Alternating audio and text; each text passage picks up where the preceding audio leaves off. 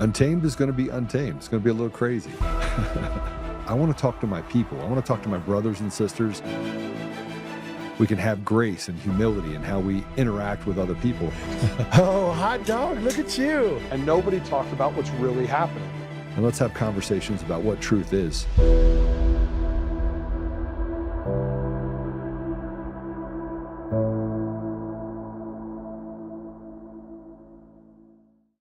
Well, welcome back. It is the day before Christmas. And we have a special show today. This is kind of your Christmas treat from me to you.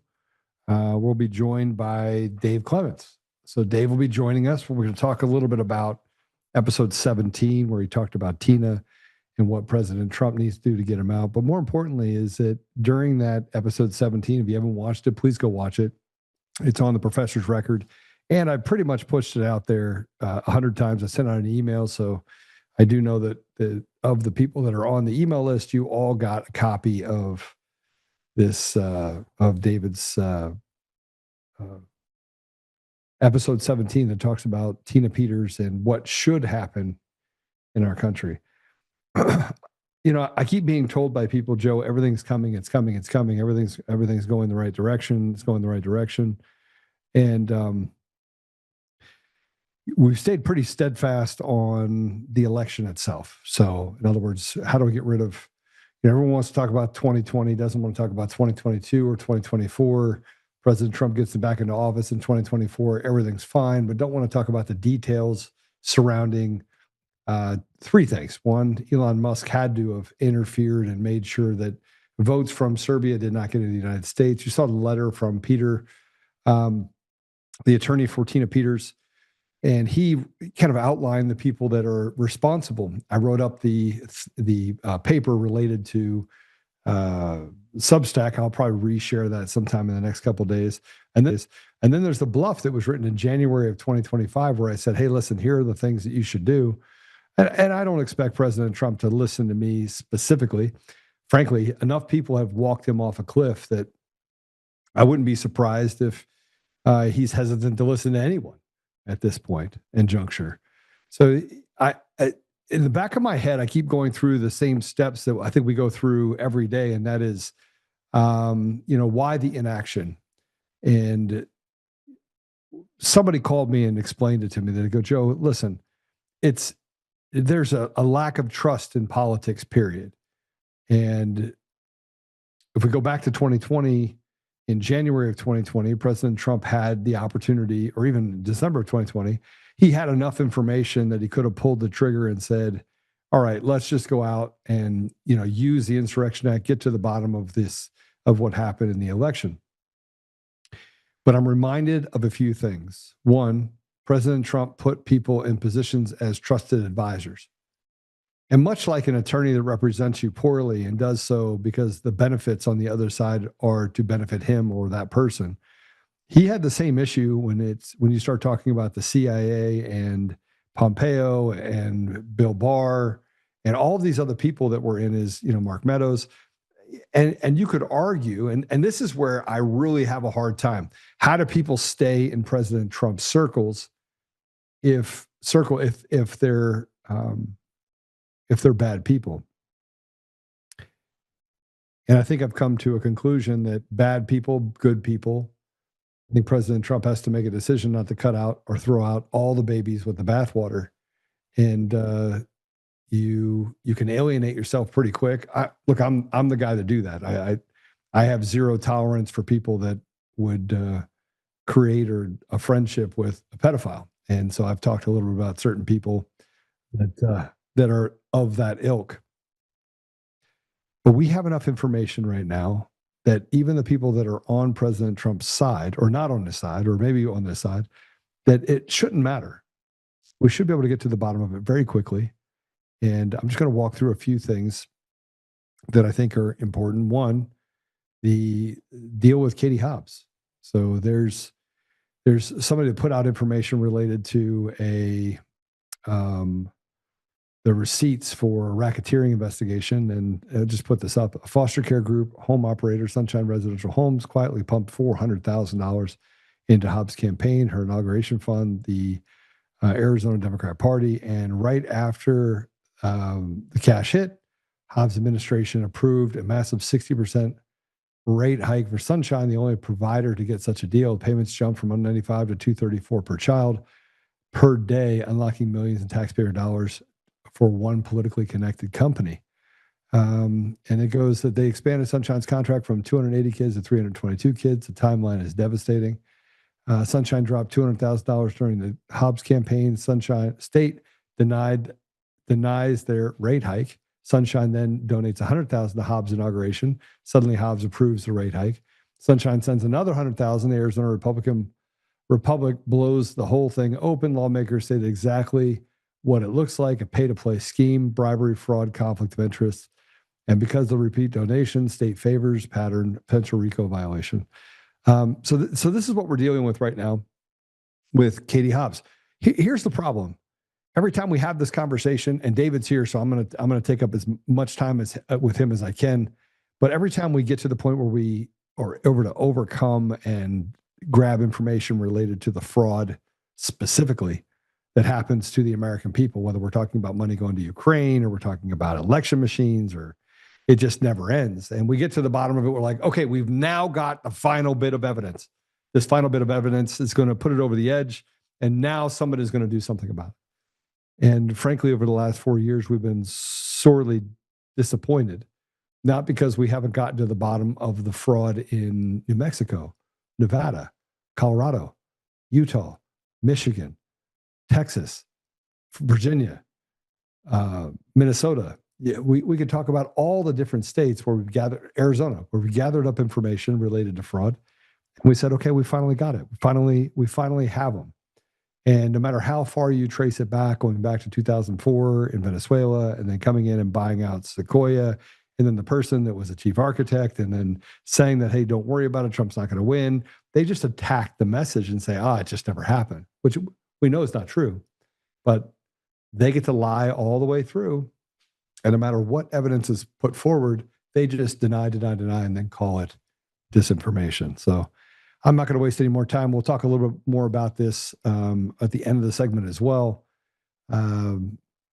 This is, I really want to talk about what David's working on. I want to talk about his episode 17. And it's great to have him. It's a Christmas present for me too. So David Clements, welcome to the show. Joe, good to be with you. Good to see you, brother. Yeah. What state are you in? I'm at home, just running errands. I got some work that's being done on the house, so it's really noisy. So I just, there's an old place called Mesilla. It's got some of the best Mexican restaurants in the world. And, so I'm just close to the old adobe. Well, you put out, I do want to show you something. I have a video of John Case, who spoke on Steve Bannon's show. It's about 4 minutes long. I'd like to start out with that and then get into the meat of what you stated in your episode. I call it episode 17 so people can find it. And it'll be in the comments on all the channels as well. But I want to start off with this 4-minute clip of John Case talking about Tina Peters. Let's play it. Yes, Tina's health is not good. She has a cough that she's had since August. And at times she's extremely fatigued. And it's not just her, Steve, it's every inmate at that facility. The regulation for temperature, for example, is that indoor air temperatures must be at least 61 degrees during the coldest months and less than 86 degrees in the warmest months. And that's mandatory. The temperature in Tina's unit yesterday morning was 96.3 degrees. That is sweltering. And she told me yesterday in the afternoon that it was even hotter. They wouldn't tell the women what the temperature was. They had one fan for several cells so that the women would have to take turns using the fan. One of the guards told one of the inmates that if she and her roommate complained about it anymore, they could be charged with inciting a riot. La Vista is the only facility that doesn't, in Colorado, the only Colorado prison that won't allow video visits with family. It is the facility, La Vista, is not designed for minimum security prisoners like Tina. She's a level 1. That's minimum security for people who have no prior offenses and are not violent. So she belongs in a level 1 facility. But Colorado doesn't have any level 1 facilities for women. That is seems like discrimination based solely on gender. This facility is not maintained. When the DOJ came in to inspect it last week, before the inspection, the inmates were forced to work 16 hours a day, scrubbing walls, painting over the mold, replacing tiles that had fallen off. And the DOJ apparently took note of a lot of those violations of state regulations. I just wanted to mention, Steve, in closing, that Governor Polis can solve this problem. The Federal Bureau of Prisons made an offer to Governor Polis to take Tina Peters out of state custody and put her in a minimum security facility where she belongs. He refused. On December 16th, Governor Polis said in a public statement, quote, Tina Peters should get the same treatment as other inmates. Well, I'd like to mention one other inmate and the treatment that he got. In 2021, Governor Polis commuted the sentence of a man who killed 4 people by driving recklessly. Governor Polis commuted the sentence of that man 90%. 90% of his sentence was commuted by the governor. So if he would do that for Tina Peters, she'd be out today. And that would be equal treatment with the gentleman whose sentence he commuted. Yeah, he's not going to do that. You're going to have to win this in court, or we're going to have to send federal marshals in there. You got 2 choices: either case you win, and your legal team, Tickton and you guys, with the law, or you have to use the law, and you're going to have to deputize U.S. Marshals to go down there and get her, because the Polis is dug in. This is what he's running his campaign for those radical Democrats on his political prisoner that he's got captured.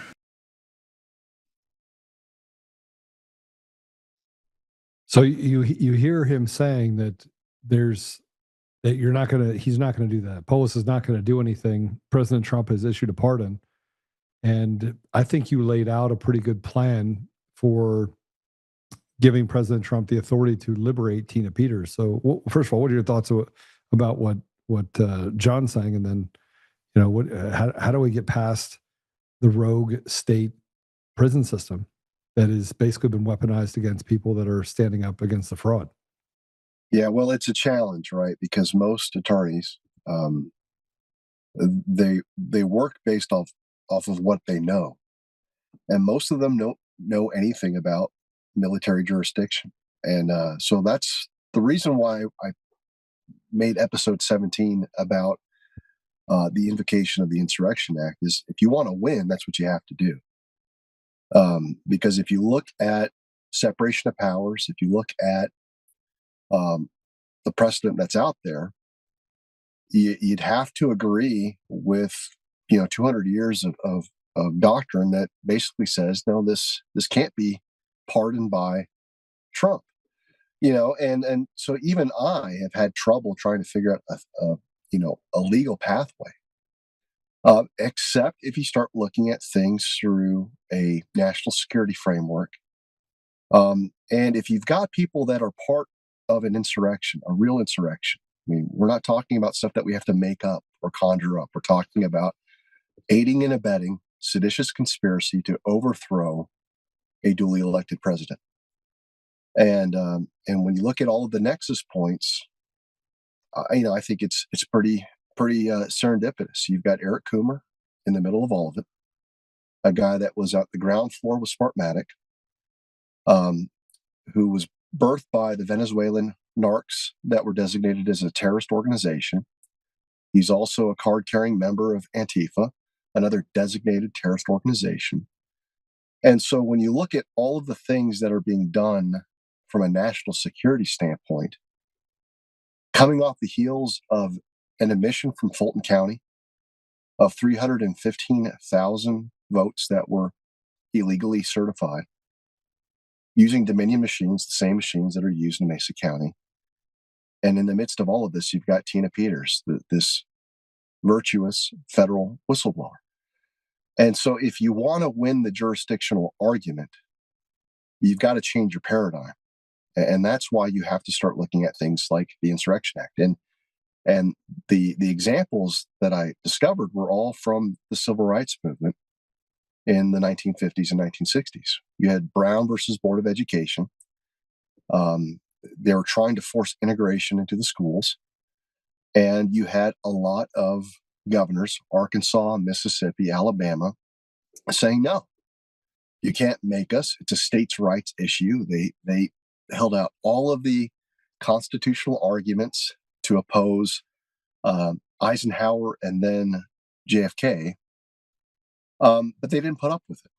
And so looking at that and looking at their response, we're talking about Kennedy sending 30,000 troops to enforce the law. Now, some people might push back and say, well, what law are you talking about? We don't have a Brown versus Board ruling from the Supreme Court, and they'd be correct. However, we have this thing called HAVA, the Help America Vote Act, which is civil rights legislation, which requires full auditability for it to be legal. And you and I both know it is not fully auditable. And that's why Tina is so important, because with her Mesa reports, what did we discover? We discovered massive fraud. We massive fraud everywhere. So if we're going to have our elections deemed critical infrastructure, why don't we act like it? I mean, that's the $1 million question, because if we thought there was an imminent attack, let's say that someone was going to fire off a nuclear missile towards the homeland, and Tina Peters had critical information to thwart that imminent attack, no one would blink an eyelash at liberating her from a prison to defend the homeland. And whether people like it or not, the nukes and our election system are both part of critical infrastructure, which means she should be liberated. She should have been liberated from the outset. So that's kind of where my mind went. And I wanted to give concrete examples of defiant governors that stood at the front of a schoolhouse that were pulled aside by the National Guard, told to pound sand, and righteousness reigned. And so you want to give people a roadmap that you can do more than just deputize U.S. Marshals. You can send in the Colorado National Guard. You can send in hundreds of MP military police, and just war game it the way that they've done it before. And it's perfectly legal, provided that you invoke the Insurrection Act, which allows for people to use the military power to restore order. But we have to start recognizing Polis, Griswold, Phil Weiser for what they are, enemy combatants. And I think the reason why I think John and many of the attorneys are kind of grasping around the edges is because they just won't call a spade a spade. Well, I mean, you're right. They won't. I had this conversation with both of them. With Peter on here, Peterson said, just send in the marshals. We'll worry about it later. And that just is an ode to what you said, which is liberate first, play lawyer second. And that's an act. Like you said it, I wrote it down 3 or 4 times as you said it. I'm thinking to myself, that's exactly what we need to do. We keep asking for permission, and even the federal government is asking for permission rather than just doing what is right. And what's right is rarely popular. What's popular is rarely right. But I do want to remind you that what you're talking about that happened in Alabama was in June when the first standoff happened. It was in September when he sends in the National Guard in 1963, and 3 months later they assassinated President Kennedy. So there's some friction that was developed in those few months And I almost feel like there's been a pullback from doing the things that are necessary. Even President Trump got it kind of wrong. As he was telling the people the story on what happened to Tina Peters. And so I'm a little concerned. I'm concerned because we have a pardon, looks great on paper, but we don't have the political will, even though it's this one person is the nexus behind all the fraud and kind of breaks through all the narrative, the narrative, the media narrative as to what really happened in our country in 2020.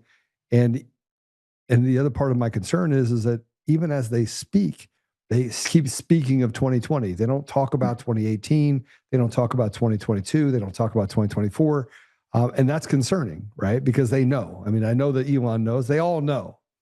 But it's like this slow dismantling that is causing us to all panic as we go into 2026. Because if we don't get this right, I don't see another way out.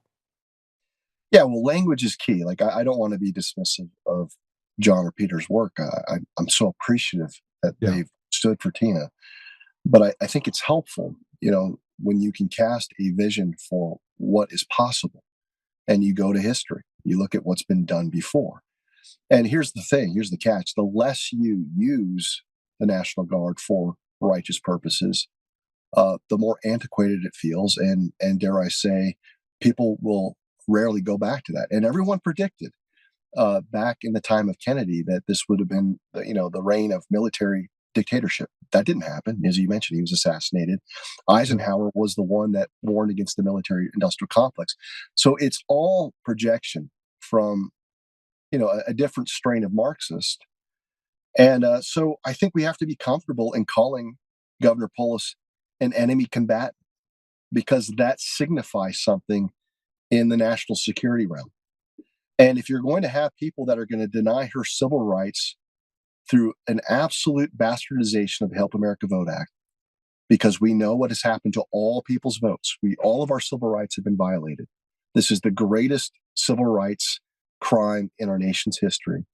And you've got a fact witness, a key witness that was responsible for preserving election records when no one else would, which gives her protective status. So you go in there and you rescue her. And you can designate the prison as a federal enclave. And so this is a key concept, because a lot of people are sitting there going, again, separation of powers. Well, not if you actually call Polis what he is. He's a terrorist. And when Trump talks about him aiding and abetting Tren de Aragua that took over parts of your state, Joe, it's like, what else do you need? This guy, it checks off all of the boxes. They've been designated as a terrorist group. You've got Polis. It's giving them leeway to wreak havoc in Colorado, and they're all dialed into the Smartmatic voting machines. So you got to put it all together and look at it holistically. I think people are wary because they don't want there to be some explosive environment where things can go wrong. And I gave several examples. For the most part, things went okay, but you can't promise people aren't going to be hurt either. There were 2 deaths in one of the confrontations. There was hundreds of arrests in one of the standoffs. And that might be what's required. But, this is the time for the commander in chief to really show that he's going to do more than just put out a truth post, because he's given strong warnings, right? Harsh consequences or harsh measures are coming. And it's not my job to really tell the president what to do. I feel kind of silly being this guy that's providing an action plan from my garage. But here's what compelled me to do it, Joe. All of us kind of have our issue of, where's my loyalty going to be tested? And people that follow me know that I love Trump. I defend him. I think he's a good and honorable man. If Tina dies, I don't think I'd be able to that wouldn't sit well with me. And so this is not a call to judge him. I understand that he's got to consider things that I can't let my feelings get in the way. But if these civil rights students could be escorted past the mob surely a woman that helped expose how rigged 2020 was, surely she's worthy of liberation. Because what we've been through over the past 4 years has been absolute hell. And so, it's one of those things. I like, if she gets out unharmed, okay, fine. I think we can live with it. But in the back of Trump's mind, he has to wrestle with the fact that every day that she's in there, you just don't know. I mean, and that's the thing that keeps me up at night. We've talked about this a lot because we've had conversations with people that are, you say it in the circle, dating all the way back to the original in 2020. And this isn't the first time that the Insurrection Act has come up, because it was actually placed in front of President Trump in December of 2020 when they had enough information back then. And all the information that was found to be credible back in 2020 and 2021 and 2022, now they're having to admit. So we have the admission in Georgia that 315,000 ballots lacked signatures. So they were basically fraudulent ballots. And you could say, wow, it doesn't mean that they're fraudulent, which is another one of these like straw man arguments that put us back in a place where we're trying to chase down things that they wouldn't admit for 4 years, and now they're admitting it. And the reason why they're admitting it is they say we're under a new leadership. David, if you put all this together, what's happening in Georgia, what's happening in Nevada with, obviously we have Andy, who's a pastor that filed a lawsuit there, the work that you did dating all the way back to 2021 in New Mexico that saw Coy Griffith get kicked off of the town council, or the town council meeting, or town council as a town council.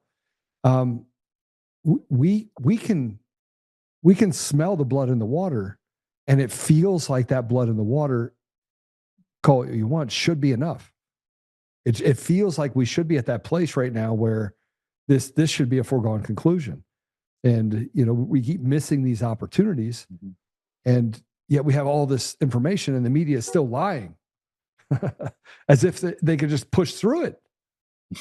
And we do nothing. It feels like we're not only anemic, but there's some complicity to what's happening. And like you said, if Tina dies in prison, and maybe he says, I did everything I could. Well, you didn't. We can create peace in different countries.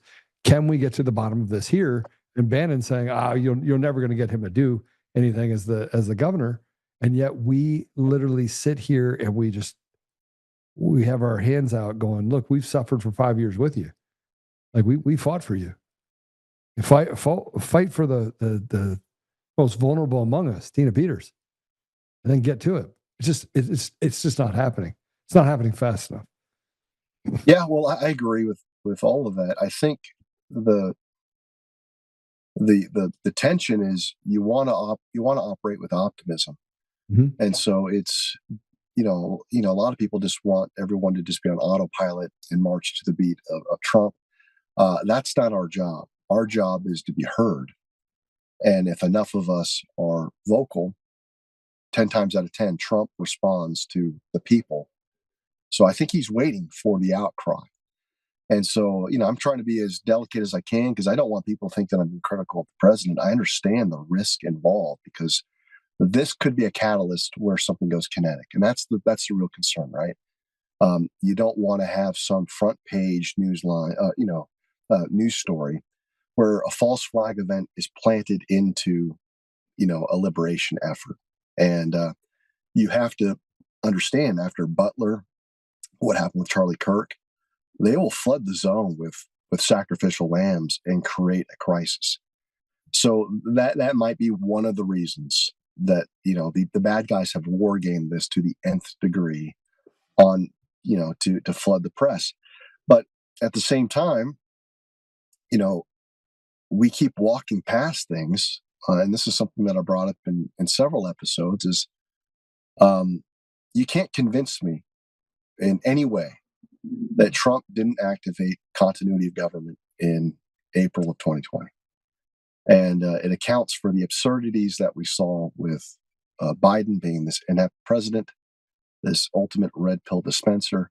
And that's one of the reasons why it gives me so much hope. There's a reason why I'm still encouraged, even though I see the tenuous nature of Tina being where she is. And I think where I draw the most hope, Joe, is Trump got in last year. Now, let's just unpack that for a second.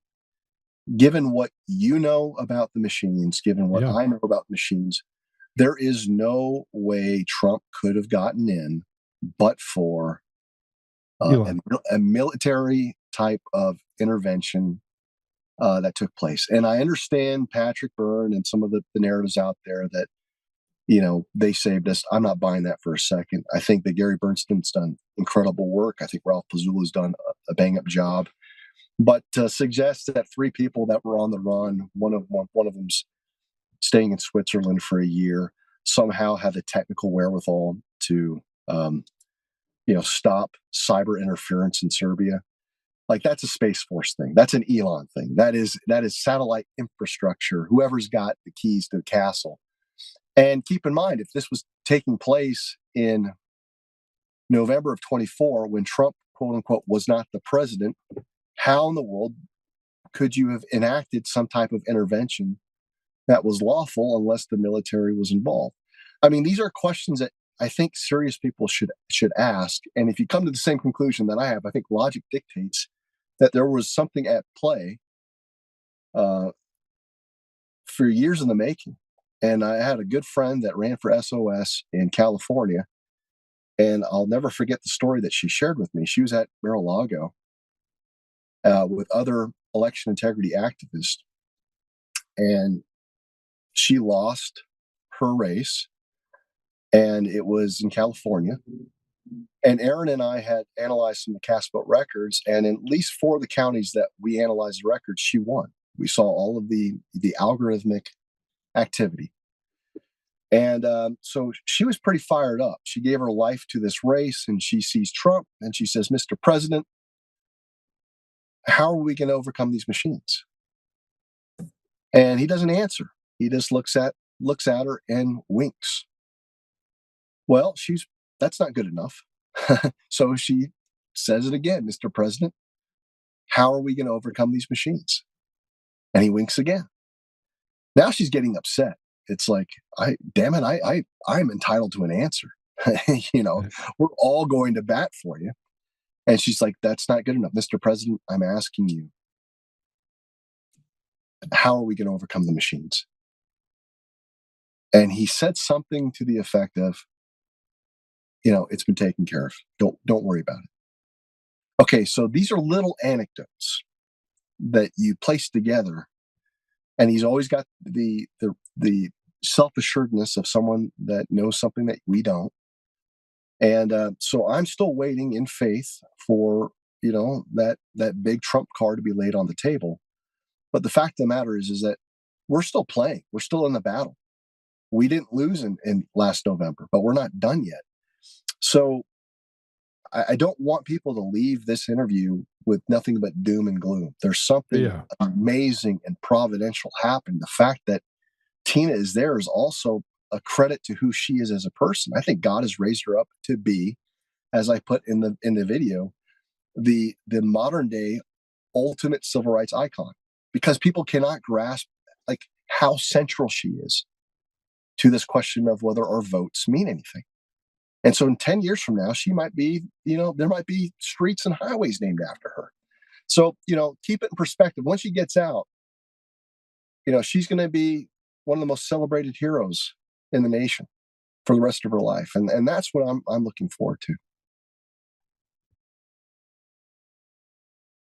So do you think it's going to, I will say it, I said it to Tina when I was talking to her on the phone. I was like, just think of yourself as a Joan of Arc. She goes, I don't like how that story ends. I was like, I don't know, but the story up to the ending, right?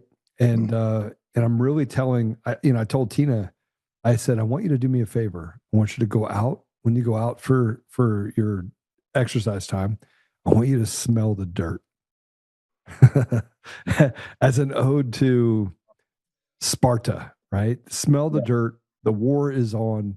You're going to get out. Everything is going to be okay.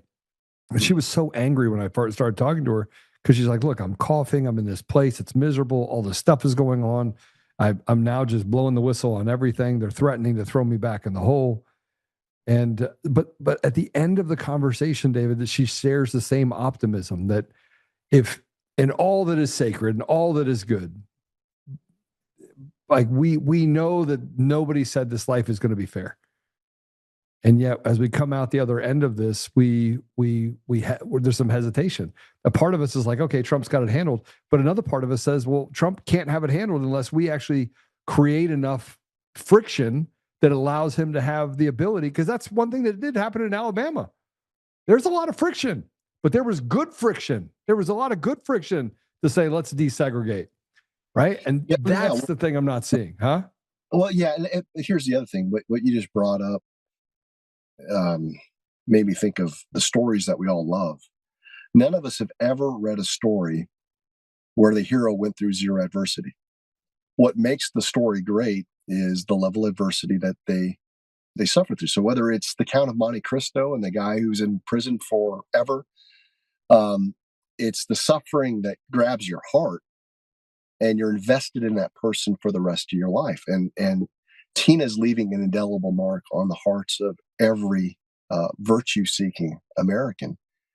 And if she were to tell you, yeah, I'm at minimum security, and it's like a golf course, she could have, ridden it out. But what you're seeing is real examples of suffering, and that's going to amplify her testimony, and it really increases the blood that is on the hands of the Marxists that carried out the soft coup. So, we have to have faith that if God divinely appointed Tina to be the person that's going to suffer for her country, that he's a good enough and powerful enough God to preserve her and keep her alive through this. That's a prayer.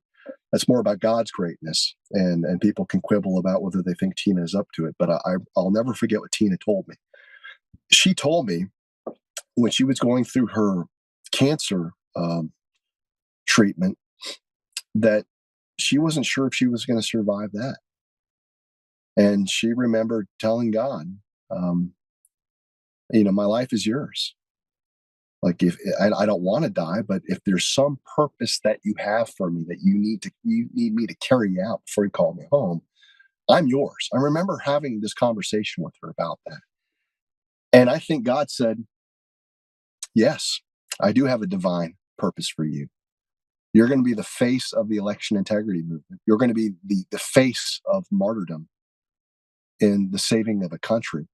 So while it's egregious and it's horrible, Christians understand that the greatest honor we can achieve is to share in the sufferings of our Lord and Savior. And Tina is doing that. And so she gets what we call OG cred.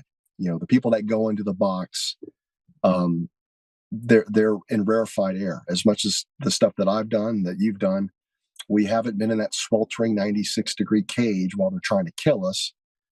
And so she should be honored as the ultimate badass. And so it's like we got to keep our wits about us. We got to keep our emotions in check. We've got to apply the pressure, but we can't lose faith that God's got a plan, and He's going to carry us through. So be encouraged, everyone. You could be frustrated. All I'll say is that the doom and gloom and the cynicism doesn't achieve anything. Use your platform, go to places of consequence, and be that irritable voice that just lets evil know that we're onto them. And we all need to up our game. But I'm going to keep calling for the military solution because, one, it's legal, it's happened before, and I think it's time Trump just becomes the lion. We've all seen that video where with the kind of the hyenas that are nipping at the lion, and the lion has had enough, and he just starts beating the ever-loving shit out of the hyenas. Like, we're all ready for Trump to become that guy, like, now. And so my ardent prayer is Christmas Eve. It's not a prediction; it's just a prayer. That video was a prayer, and I sure hope that God answers it. Yeah. So,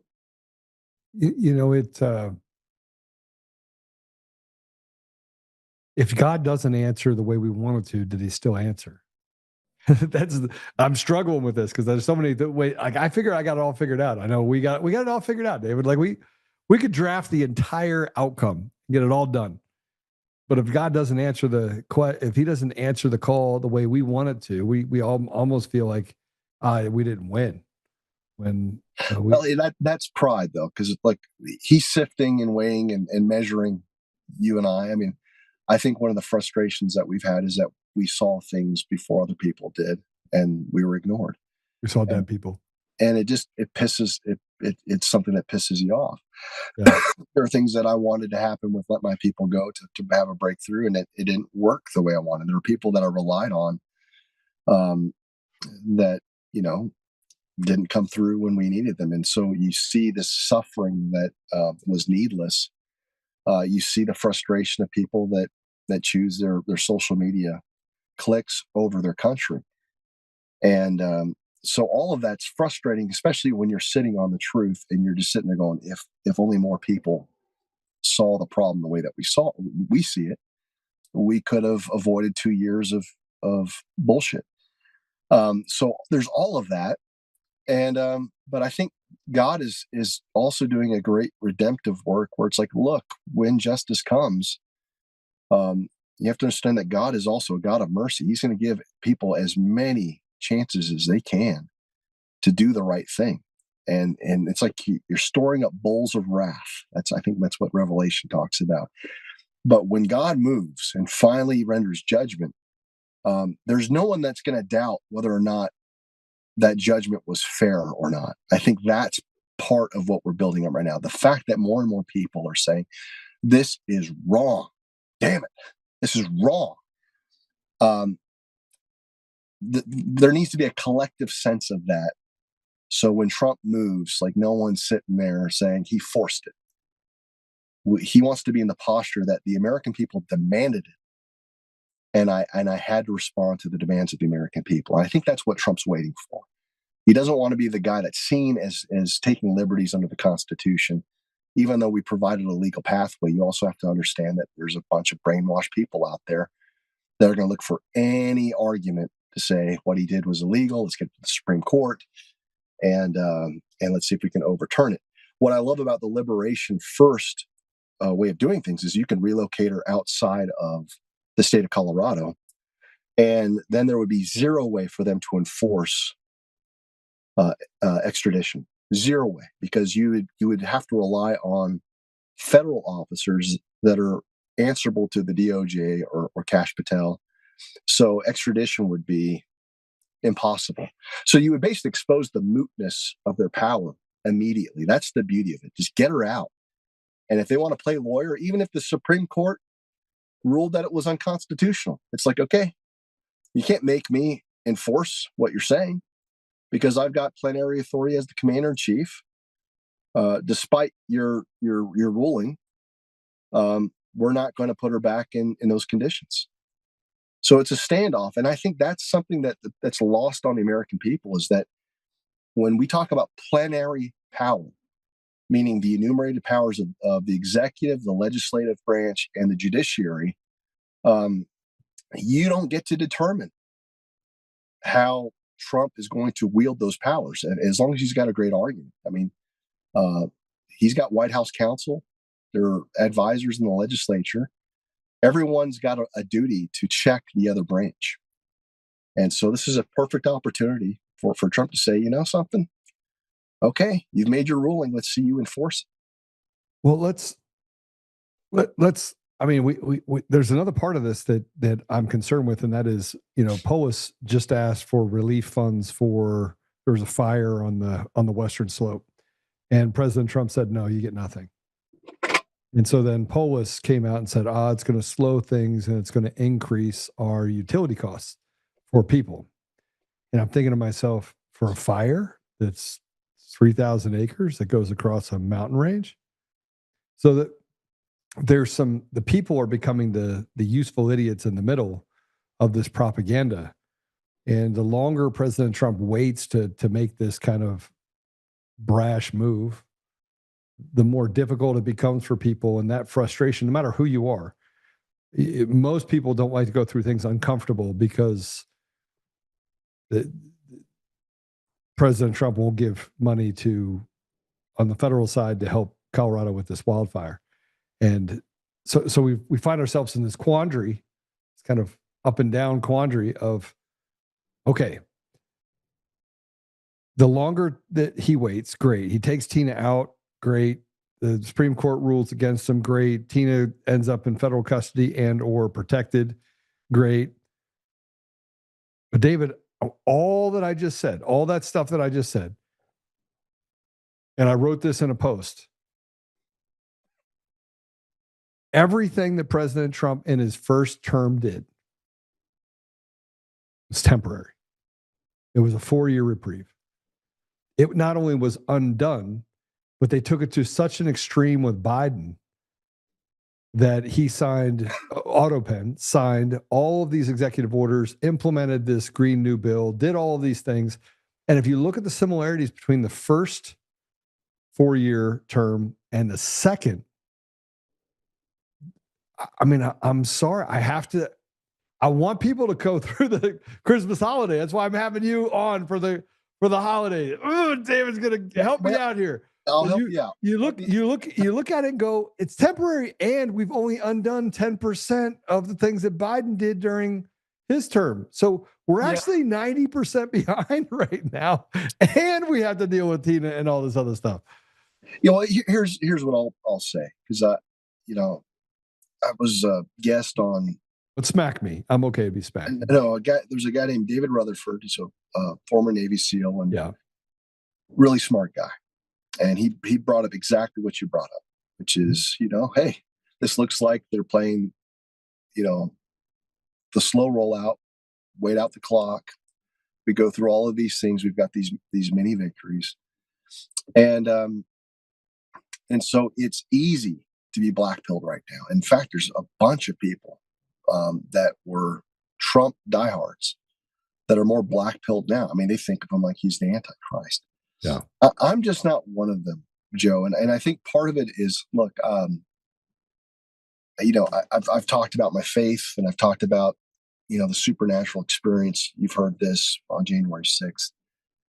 And it was transformative for me. I was told we're going to win. Now, he didn't tell me how. He didn't tell me that I was going to lose my job. He didn't tell me that I was going to meet Joe Oltmann. He didn't tell me that I was going to, That was the best part of all that, just so you know. Yeah. He didn't tell me about any of that. He just told me we're going to win. Yeah. And in faith, it's like, okay, so I'm trying to be that optimist. So here's for the black pillars. If you were to look at the Revolutionary War from start to finish, the victories didn't make sense. The way that, these people emerged, Trump having his horse shot out from, Washington having his horse shot out from under him. There was nothing about our victory that you could say was due to the might of men.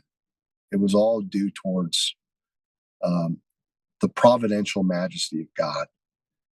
And if we know that it's happened at a historical time, it happened in the years of 1776 to 1781. It happened again during the Civil War, where things were just as much turmoil as they are now, probably even uglier because of the actual kinetic war that was there. And maybe if you're living in the south of the Mason-Dixon line, maybe you don't see it as a big deal. But I guarantee the people that were actually in slaves and in bondage, that was a life-changing time in the history of our nation. So we've got two seismic events where probably everyone that has picked up a history book, you're sitting there going, I have no idea if we're going to break through or if this is just more of what we're used to, just tyranny.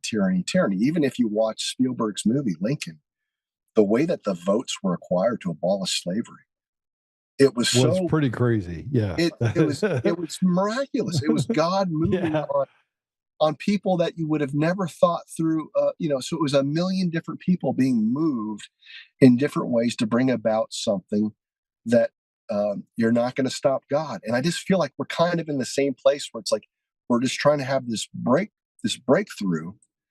And all I'll say is this, Joe, is like that breakthrough is going to come sooner than people realize.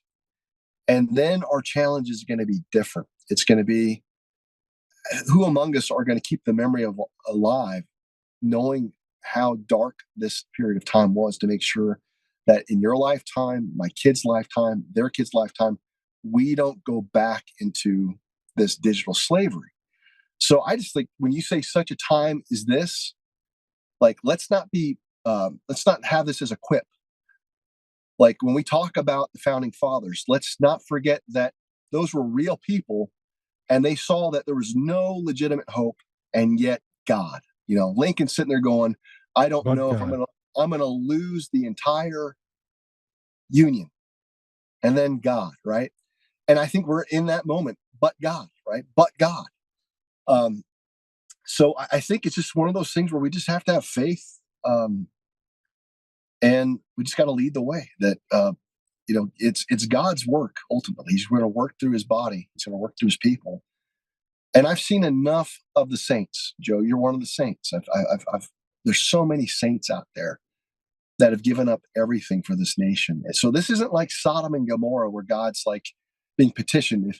If you can only find one righteous person, I'll save the city. Like, we've got millions of righteous people in this country that are God-fearing, good people.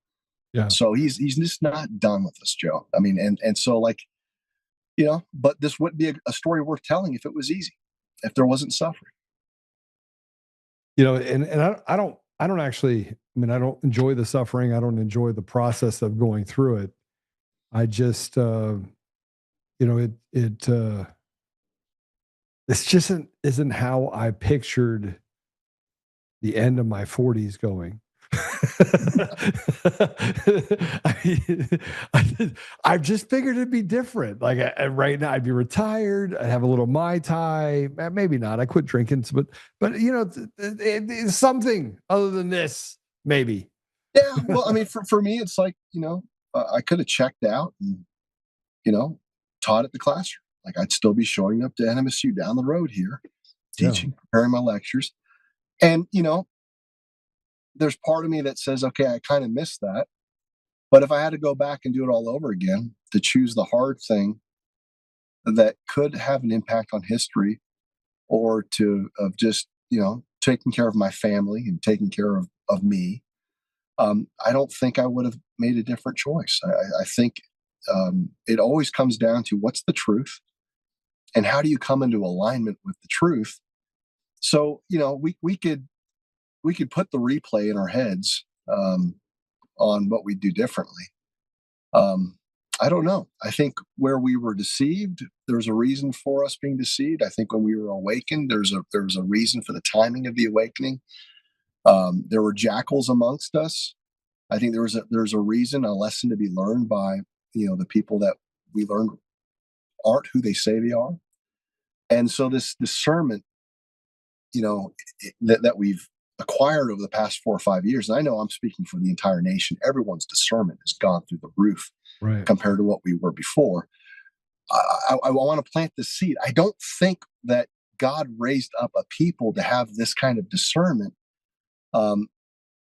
for, like, whatever this is. If we get rid of the machines and we get rid of, all the corruption, and we get rid of all the corrupt legislators, I don't think that that's like the end of the chapter book. I think He's actually preparing us for another chapter where we get to use this discernment. We can use these experiences for a truly,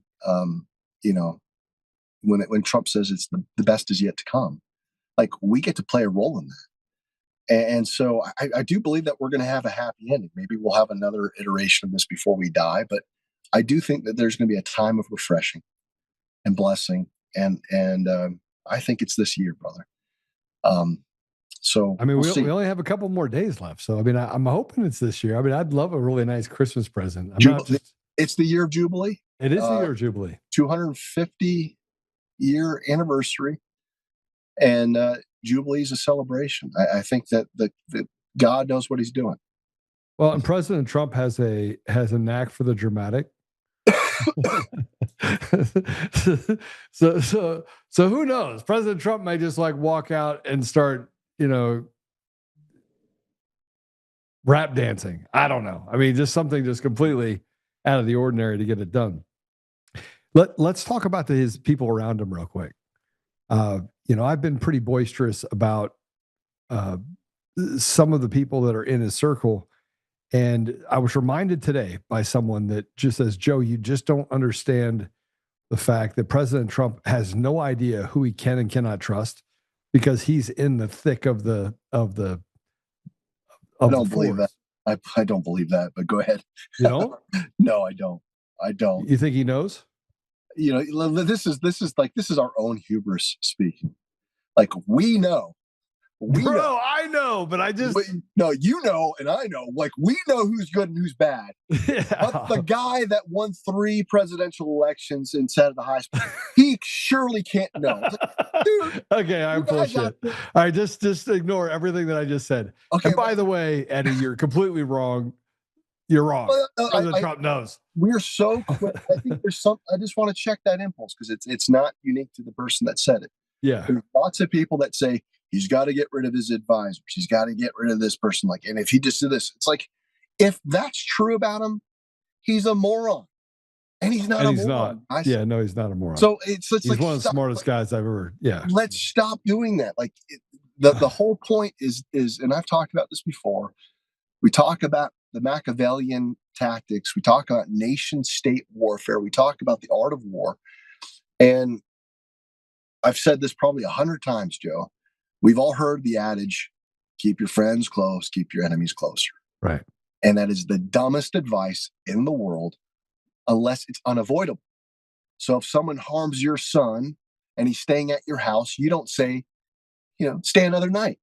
You put a gun to his head and say, get the hell out before I shoot you. If someone steals from you at your company, you fire them. You don't let them stay in there so they can steal more. So when you're in the nation state area, you're never going to be free of Judases. And so what people need to realize is that when you've got the snake and you've got the Judas and you've got all these things, give Trump enough credit that maybe he knows that they are a Judas. Maybe he knows that they are a snake and he can read them. And when they open their mouth and give him advice, that's invaluable because it's an insight into the mind of the enemy. And he doesn't have to say anything. He's basically playing chess going, okay, you just told me what you're going to do. And so that's how you account for the John Bolton appointment. That's how you account for the Fauci appointment. It's how you account for like all of these things where you look at Trump's results, not the people that he pats on the head, not the truth post supporting someone, like Lindsey Graham. It's like, it's all noise. It's all noise. It's like, he's not an idiot. So count me out of the camp that thinks he's just this freaking aloof person. I should have called you first. Well, somehow just descend to the highest office in the world. And so I've got my opinions on the things that I would like to see from a Susie Wiles or from a Kash Patel. But here's what I keep telling people. If you think that the way you solve the swamp problem is through the DOJ, you don't understand the problem. It can't be solved by the DOJ. Treason and seditious conspiracy that's not their bailiwick. That's a military commission's bailiwick. If you think that you should be all pissed off that he's inept because James Comey got his indictment dismissed for perjury, and the extent of James Comey's crimes against our nation is perjury, you've missed the boat. And here's the other thing. If we're wrong about Trump and he doesn't do what we think is necessary before his time is up, he's dead. He's a dead man. Everyone around him's a dead man. Or they're going to be and his family. I mean, his legacy will be destroyed because they will literally try to root out every part of his existence. And that's how bad the left, I would say the left, that's how bad the evil is. Yeah. Right? Is that it's so evil and so pervasive that you could see it, smell it, taste it. And I think that's what Elon said. There's a fight between good and evil. That didn't just go away when President Trump was elected. But before you came on, I literally just had this conversation with Eddie, and I was sitting there talking to him, and he said, like, oh, that makes sense. Yeah. And then you're like, that's bullshit. I'm like, yeah, that's bullshit. Well, I mean, like, look, You're right. Going, I mean, but it's easy to get caught up in it, right? It's easy to get caught up in. But it's easy. I'm sitting there going, that's because people that have that opinion, they've never had to organize or lead thousands of people. So you're talking about CEO mentalities, Joe. Like you're CEO. Yeah. But compare the Oltmann empire compared to the Trump empire. Know what you've had to navigate to protect and acquire and build and innovate. And then look at what Trump's done. It's like, I'm sorry, the discernment has got to be at least on your level and then some. Or it's kind of like the horse, like the lucky horseshoe. It's like, I'm just not buying it. Like 2016 didn't make sense. 2020 didn't make sense. 2024 didn't make sense. Like for him to kind of survive, and in the process, especially with 2020, we all agree on this point. If Trump had won and the fraud was buried and he eked it out, we would still be plugged into the matrix right now, more or less thinking that. Absolutely. So even that had to occur. I mean, look, I agree with you now that you say it, but in the meantime, this morning, I was like a fair weather dude. I was like, oh yeah, that's right. He's nothing he can do. And he just doesn't know and didn't know who to trust. Remember, before you got on, I said it. Now I got to go back and I got to delete all that things I just said earlier and beg for forgiveness. I was talking to Wayne Allen Root, right? Super good dude, man. And he's just, man, it was like a funny conversation. He goes, President Trump he knows. And I'm like, well, what if he doesn't know? And he's like, it's impossible, Joe. It's impossible. He knows. He knows. He knows. So, and then I just completely fair weather changed overnight. So, well, here's another. Let me just bring this. Like, you know what Trump has that all of us have? Big balls. He's got one of these. Like he's got a phone. We can't get what we need to Trump. It's like when you guys are honest with yourselves and you actually ask yourselves, where do you get 99% of your information? It's through your phone. It's because you've got an account on X and you're just constantly assimilating and putting together information and reviewing. It's not like if there's an impact to be made, like if it's loud enough, Trump's going to see it. And if we all have this wild discernment and all we have is access to truth and X and Facebook and our friends, I'd like to think the guy that gets briefed by actual military generals might have a little bit more. I think you're probably right, but I mean, it doesn't make me feel any better because I just want him to do it faster, and I feel like I'm like a parent that's like telling my kid to do it faster. He's not my kid, obviously. He's a strong dude. Well, the one thing I'll tell you about President Trump that I thought was awesome, I was watching him yesterday, is he did it to the Kennedy Center. He made everybody in DC just flip out. The Trump Kennedy Center. And I was like, that's awesome. And then yesterday, Marco Rubio points at the thing and says, the Trump class, the Trump class battleships. It said it right on the thing, Trump class. I go, he is trolling everyone. And he is the greatest marketer of all time. But more importantly, he's making a statement. He's making a point that this is my domain, which I think is absolutely it's awesome if we can complete it, right? If we can complete it with the people that are on the team. Amen, man.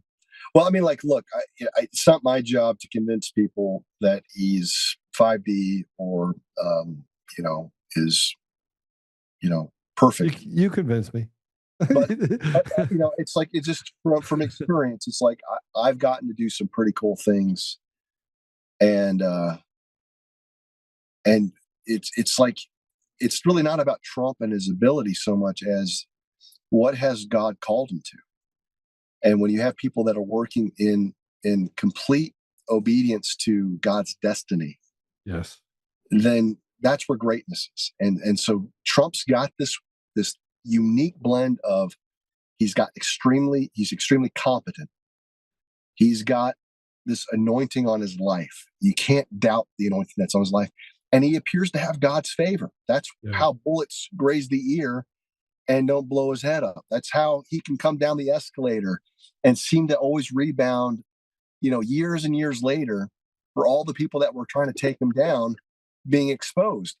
And so I don't necessarily chalk it all up to Trump. I just see him as a willing conduit for a mighty God, just like I think George Washington was a willing conduit. It's just about, can you hear the voice of God? And he's going to steer you straight in ways that may not make sense. And you also have to keep in mind that God's plans aren't like ours. He's looking at souls. He's looking at people that need to make the right decision, because it's going to seal their eternity into one camp or the other. So you've got this huge human story of all of these evil people that we want to see hung or shot. And yet he's also a merciful God that's sitting there going, I love this person more than you do. I love all of these people that are hellbound, and I want to give them as many opportunities as I can, even if that means Tina suffers, Joe suffers, Trump suffers. And so there's this cosmic play that's being unfurled here. And I think on the other side of the event horizon, it's like people talk about a tapestry. Backside of a tapestry is just hideous. It's got all the stitches that show. That's what we see. Yeah. And then in heaven, we get to turn it around and see the beautiful picture. So God's got that beautiful picture that we can't see, where he's weighing individuals' lives, their souls. And when it all comes together, then all of a sudden the pacing and the timing of why he acted or didn't act is going to make more sense. But I do think we can cause delay through cowardice. I think we can cause advancements through faith and courage. So our job as optimistic Christians is to always call people to courage, always call them to activism. The Bible talks about contending with the spirit of the Antichrist. It doesn't mean that we're going to avoid the Antichrist spirit. We're called to contend, go to battle, fight, advance against the gates of hell. And so that's our mentality, is like, okay, we're going to speak the words of eternal life on this show. We're going to speak the words of promise. We're going to fight when no one else wants to fight. We're going to call out the liars when no one wants to call out the liars. We're going to lay our lives down for our brothers and sisters. And that's just the way that we're going to live. And then you have no regrets. It's those complaining, cynical cowards that I've got no use for, because you've done nothing. You didn't help us, not when it mattered. And there's still time for people to get into the fight. And so if you haven't done anything yet, now's your time to kind of take the baton in that 4x4 relay and give some other people a break. Yeah, no, you're right. I'm sitting here and I'm filling myself up with joy and hope right now, which is awesome, because we have Christmas in 2 days. It's going to be great. It is, man. It is. My wife sent me something a couple days ago, and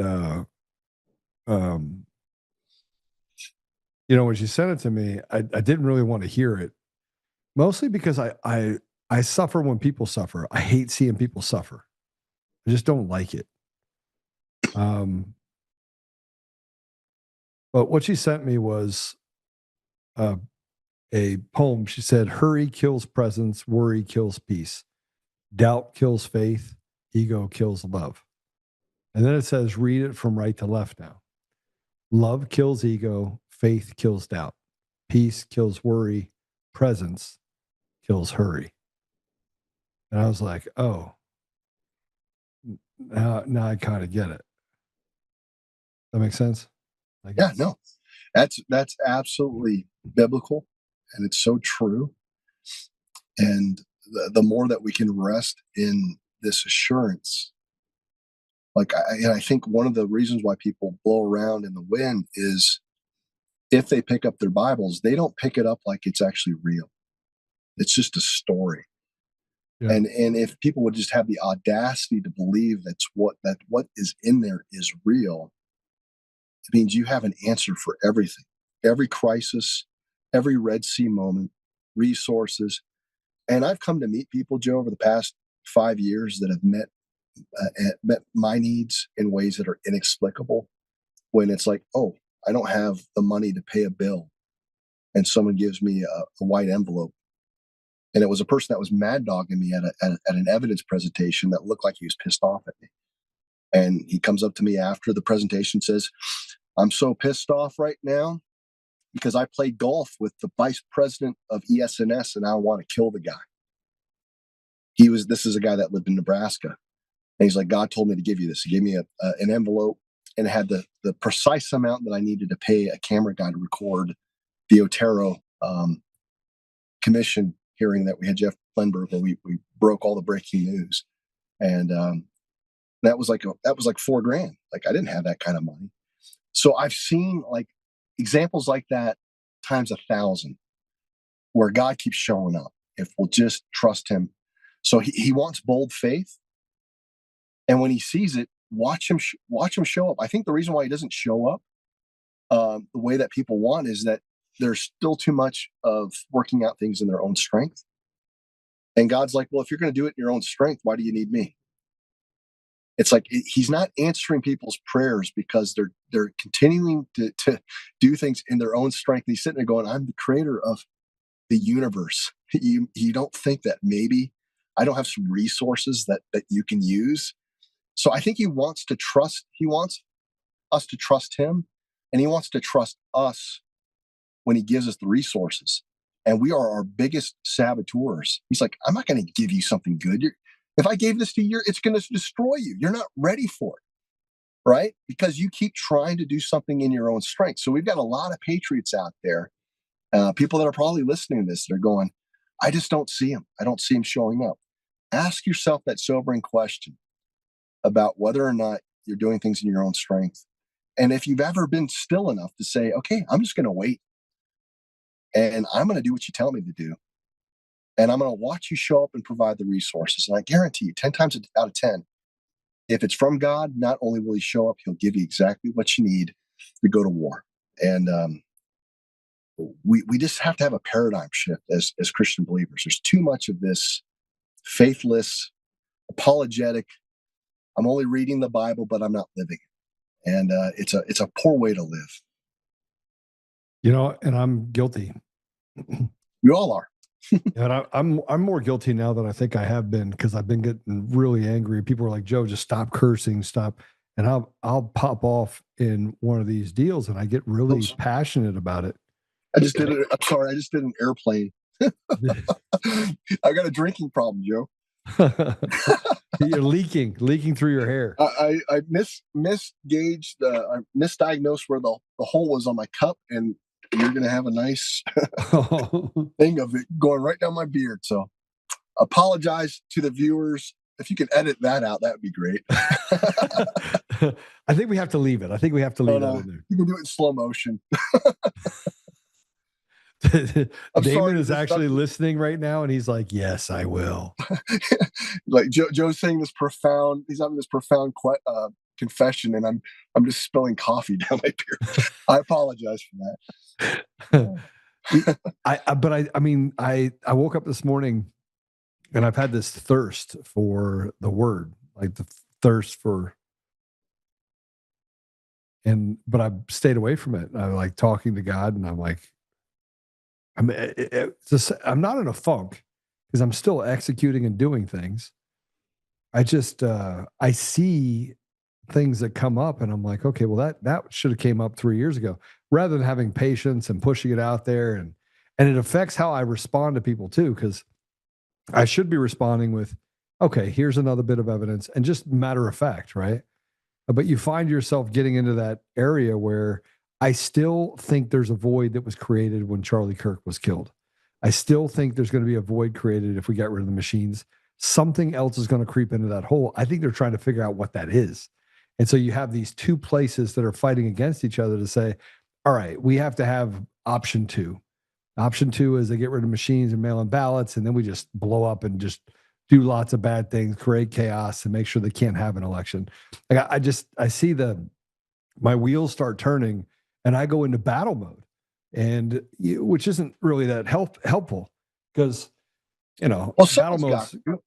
I mean, like, look, that's you can't change who you are and the way that your motor works, the way that your brain works. I think that's what makes you you. Is that we have enough experience to know how evil works, and they're not stopping. So, of course, they're going to soft sell things like Liberty Vote is a trusted change. People are talking about how the National Defense Authorization Act has a provision for penetration testing. It's like, yeah, that sounds good, but who's doing the testing? If it's not Clay Parikh or someone else, probably can't trust it. Like, how about not having a machine that requires penetration testing? So, like, yeah, we can kind of get, caught up in being so boisterous and kind of angry at people not, taking up our prescriptions. And there's other people that are going to tell you, take it as a win. It's like the soft lull of incrementalism. I saw a post you put out there. You're spot on how dangerous incrementalism is. Like, these are victories, yet it's not really what you're looking for. It's not that abolitionist mindset where you truly are free from the machines. So there have been a series of vendors that have been busy in Washington, D.C., and I know who they are. And they're not good people. And they are trying to skirt around the edges of what Trump's executive order says about, the machines, what they can use and what they can't. And what they're doing is they're creating this framework of digital assist. Like, we're going to let you count your paper, but we're going to have so many vectors of attack through these software and geofencing of ballots, where you can still go in there and monkey with the numbers, right? And that's the other thing with Liberty Vote. Scott Leyendecker, the guy that acquired Dominion, he's trying to move all of our elections towards processing things on the cloud. So it makes the tabulator subversion of Dominion less and less important. If you can do everything through the internet and pacify people into thinking that you solved the problem because he bought a company, all they're doing is declaring to you that they don't need the tabulator to cheat in the elections to the same degree that they did in 2020, right? So, like, you can see them picking the new terrain to keep us enslaved, and that's why people like you and me never get invited to the prom. We don't get to go out on stage with the fireworks and the pyrotechnics at these places to just tell people your prescriptions are bullshit. Like, you guys are still unable to diagnose the problem and do anything about it. It's sickening, right? And you had someone like Tomi Lahren, the gal. She finally popped up. This is someone with probably millions of followers on social media, and she put out a post about what happened in Fulton County with the 315,000 illegally certified votes. And she's like, are we going to continue to pretend that Georgia doesn't have problems? I'm sitting there going, let me just do a Grok search right now. Like, how many times has Tomi Lahren said anything about the 2020 election being rigged? Grok comes back and says, there have been 0 instances where Tomi Lahren has said anything of the kind. And she was basically calling people like me and you conspiracy theorists for saying that elections are rigged. So, like, you can already see people rehabbing their personalities as the receipts come in, and they can't thrive in their limited hangout worlds. So now they have to refashion themselves as, yeah, we were always with you. So that's what's going on right now, because they want to continue to curry favor, influence people. And it's sickening, but hopefully people are a little bit better at spotting it when it does emerge. Yeah, I think people are smarter today. I think they have more information. I do believe that they know who's been consistent. And that's one of the things that you and I have both been as consistent over the last 5 years. Like, there's a level of consistency that has never changed, right? And we see other people that get exposed. And you and I have joked, we've sat around and joked about all the people that are in this movement that are just not, right? They're just not consistent. And yet I think people are starting to realize that. I think people are starting to realize the people that say, oh, it's not the machines. And then they come back and they're like, yeah, well, I mean, it's the machines. We were able to prove that it's the machines. We were able to prove that it's the mail-in ballots. And we shouldn't even be having this conversation, yet we have these people on both sides. And I think that's the biggest issue. It's both sides that actually operate as one. Yeah, well, there's also a post or a clip that I saw today with Mike Davis on Bannon's talking about Smartmatic. Okay, so kudos. Finally, you guys are talking about Smartmatic. But this idea of doing a declassification of Smartmatic's vulnerabilities that apparently was already within the purview of Congress. So they've already been apprised of the vulnerabilities, and this was all classified. So again, there's like this idea of like, what little birds told you that this is coming? Are you trying to get ahead of it so you can kind of capture the glory? Like, I don't want to be cynical about them saying it, reporting on it. I'm happy that they are, but that gets back to the frustration. It's like, why weren't we pushing for Smartmatic 2 years ago? Disclosures then, like, why was that word something that you couldn't utter on the War Room, or you wouldn't get an invite? Why was Sidney Powell relegated to the dust heap for talking about Venezuela and Smartmatic in 2020 for her failure to release the Kraken, only to find out that the entire book written by Ralph Pizzullo tends to corroborate stuff that she disclosed within 3 weeks of legal research? I mean, so that's the kind of stuff that still bothers me. Is, are we going to see vindication of the people that risked it all when it mattered? Or are we just going to accept this new handling of information as if, the War Room, or we've got someone who's a self-confessed person that's not a machine guy? It's like, are you to be trusted in the year 2026 of our Lord to shepherd us through the machine nonsense when you wouldn't touch it? I mean, these are the things that really drive me crazy, Joe. And so, like, I'm looking to the people that lost something to be the shepherds, and you can tell who they are when it comes to the dominions of the world. It's a short list.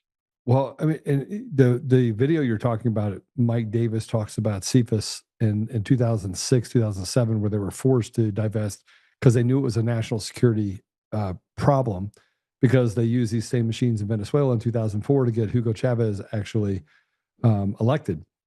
And I'm looking at the stuff that Mike Davis wrote down, and here's what's really interesting. Remember the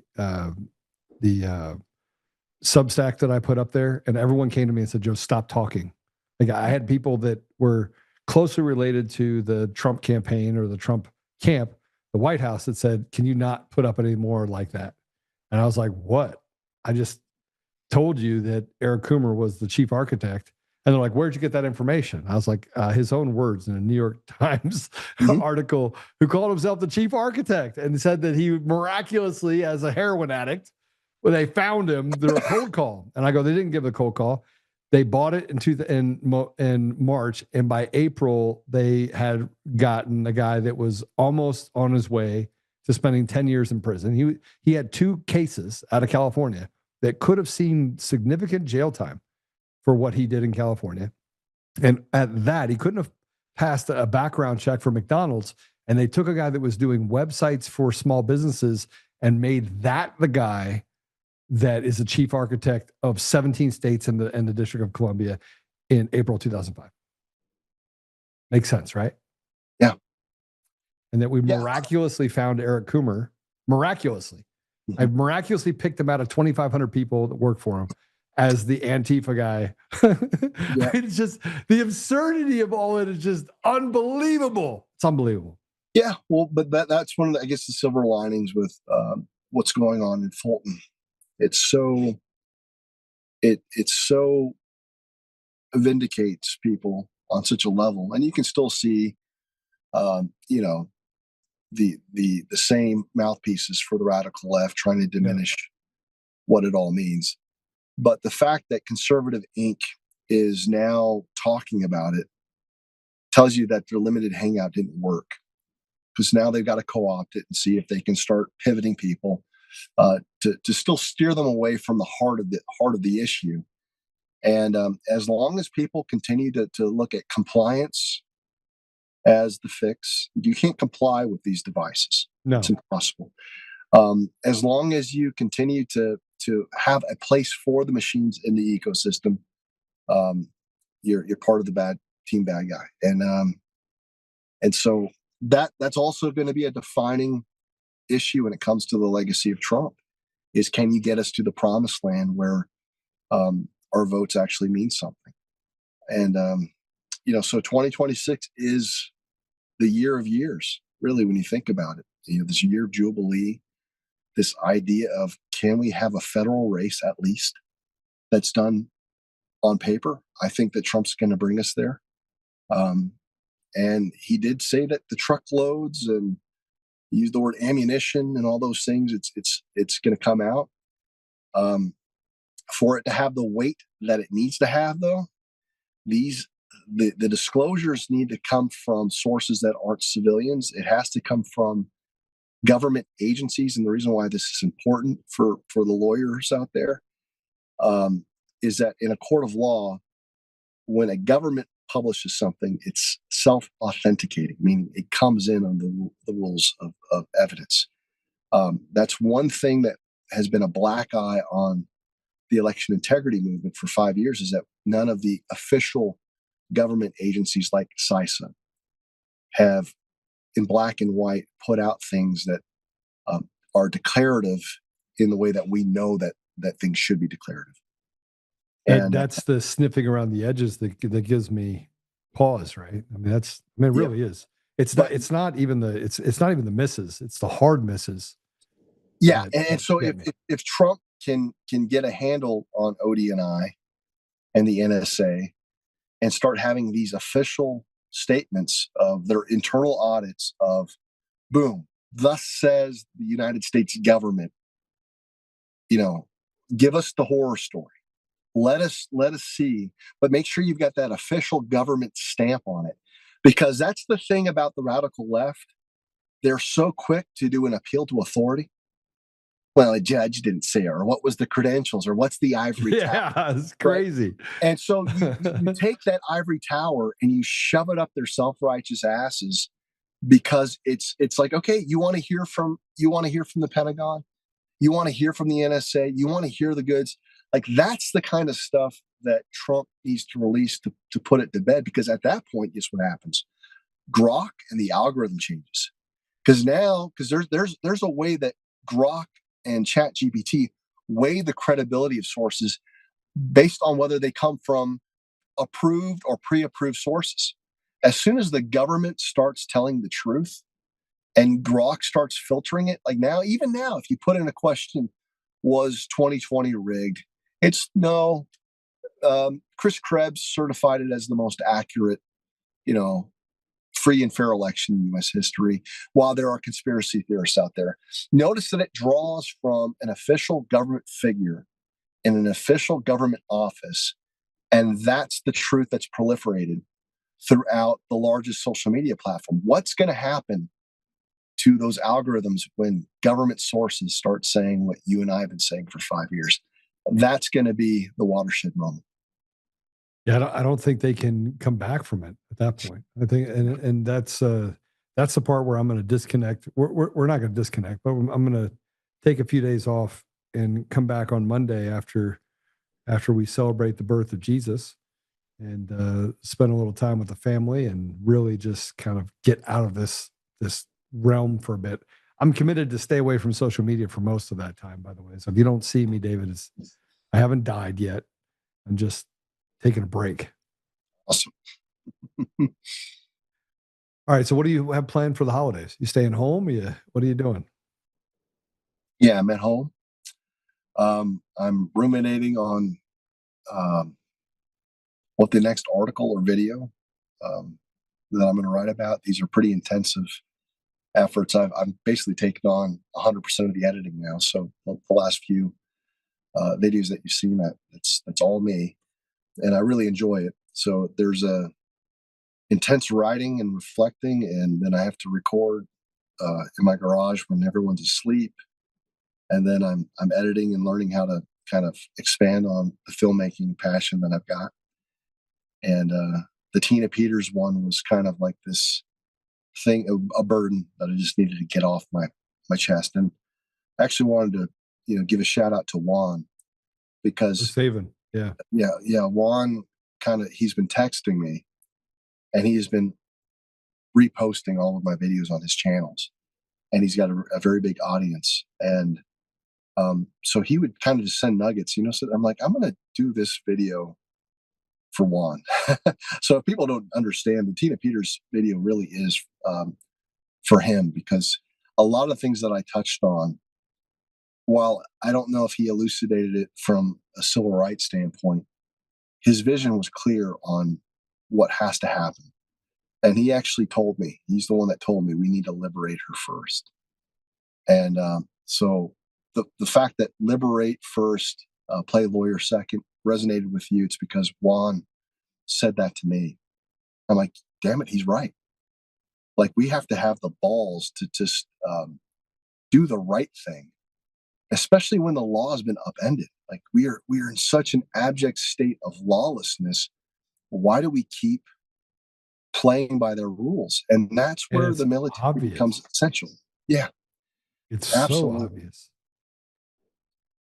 So yeah, I'll be doing that, and I've got to do CLEs to keep up my law license that they keep trying to take from me. That's always an excruciating exercise, to pay the state bar a bunch of money to take classes from absolute bozos. Give them my money only to have them come back and attack me. So that's going to be something that I'm doing right now. And then I think the other thing, we have an event in February. And then I've got a hearing coming up on January 12th for my lawsuit against the university. So we'll see if I survive. There's a motion to dismiss filed by the bad guys, which is, expected. They're going to file as many motions as they can. So I would appreciate people's prayers. Where is that? Should I come there? I should come there. If you want to get some Mexican food, it's actually, they don't even meet in person. They do what? They do it on Google Meet.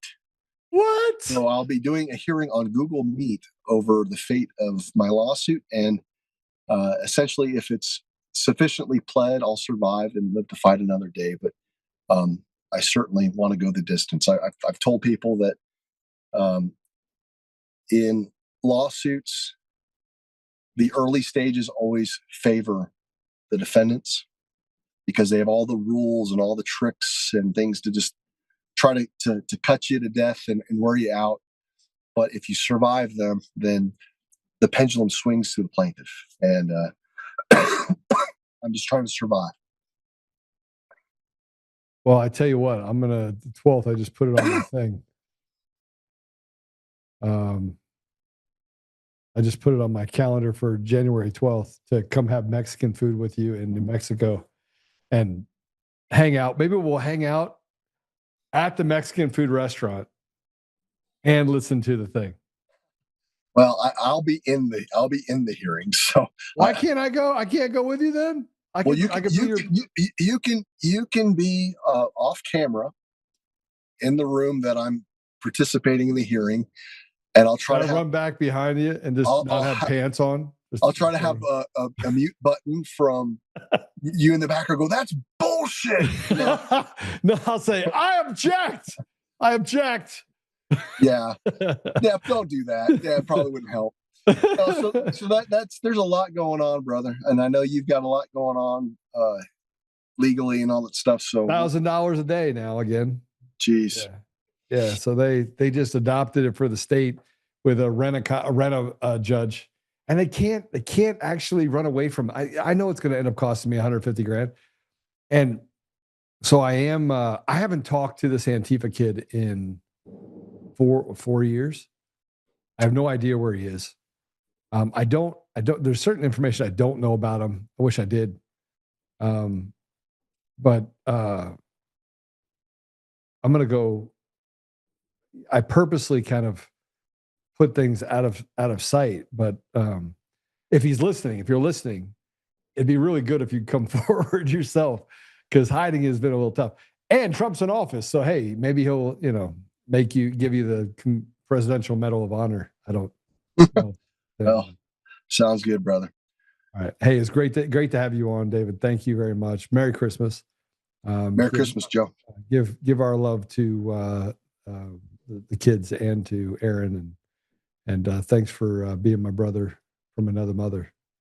Amen, brother brother. Penn. All right, love you. Take care. Love you too, brother. Take care. Wow, man, so it was a pleasure it was a treat for you. It was a big treat for me. But yeah, plan on having him on again. I always feel better every time I talk to David, and yeah, it's gonna be really good. Okay, so a couple things that I just want to kind of clean up beyond that. Oh, but I don't want to leave you with anything negative. I kind of want to talk to you about positive stuff. So maybe I'm not going to do this. We're going to go into the holiday. Here's what we're going to do for the next couple of days. Just housekeeping. Number one, tomorrow and Christmas, we're going to put together a montage of videos. So Selection Code, the Let My People Go, and other stuff. We also have a 3-hour special with B, who is talking about the stuff happening with roaming networks and its connection to Dominion voting systems. And we have another whistleblower, and how that whistleblower then connects to, believe it or not, connects to Eric Coomer, and whether or not we can get that whistleblower to come forward and talk about things, or is that person already talking? There's like a lot of things going on right now related to who's willing to speak about John Polis, who's willing to speak about Eric Coomer, who's willing to speak about Hyder Garcia and some of the other people that came out of Venezuela. We've seen a bunch of like whistleblower videos that have come out and testimony and depositions, but there's more to come. And I feel like as we go into the new year, that there is a great deal of promise that comes from this. So, we're going to do the next 2 days. We'll have this kind of video you'll be able to watch. You can come visit with each other. And I did put up a post. Somebody just asked about the post that I put up about Jared Polis. Let me just kind of tell you what I wrote. Governor Jared Polis, AG Phil Weiser, SOS Jenna Griswold, DA Dan Rubenstein, Judge Matthew Barrett, and Matt Crane are enemy combatants and should be designated as such. Merry Christmas, arrest the treasonous traitors. Thank you for your attention to this matter. David said it, and I was like, yeah, it sounds like a great post. Let's put that up because it's actually true. Like, these are really bad people. And I do want to kind of talk about a few other things. Dave Bear just got back from Mexico. We are trying to collect as much to help him over this holiday. If you can give to Dave Bear, that'd be great.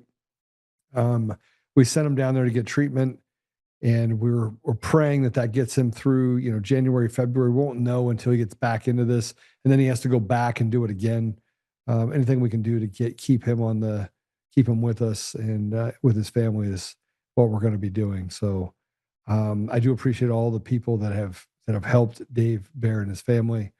I do also want to talk about Steve Baker. And Steve Baker was the one that broke the pipe, the real pipe bomber in D.C.